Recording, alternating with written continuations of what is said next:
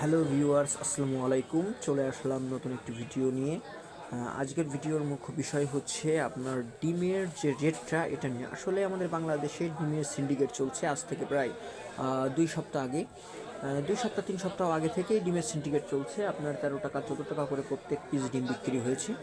তো এখন আজকে হচ্ছে 23 জানুয়ারি 2025। তো 23 জানুয়ারি 2025 এসে ডিমের রেটের আপডেটটা আমি আপনাকে জানিয়ে দিচ্ছি। আর অবশ্যই ভিডিওর শুরুতে আমি বলে নিই, আমাদের চ্যানেলটিকে সাবস্ক্রাইব করবেন। প্রত্যেক দিনের আপডেট, বাজার আপডেট অর্থাৎ পেঁয়াজ, রসুন, ডিম, গরুর মাংস A to Z আপডেট জানার জন্য আমাদের চ্যানেলটিকে সাবস্ক্রাইব করে রাখবেন। আর এটা অবশ্যই আপনার জন্য হেল্পফুল হতে যাচ্ছে। তো ডিমের পাইকারি বাজার বর্তমান হচ্ছে 10 টাকা 30 পয়সা।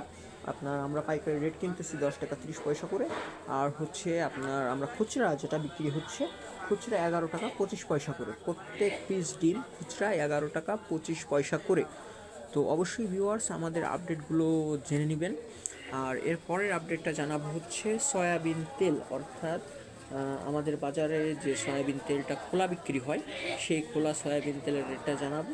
খোলা সয়াবিন তেলের আজকের রেট, পাইকারি রেট চলছে আপনার হচ্ছে 192 টাকা।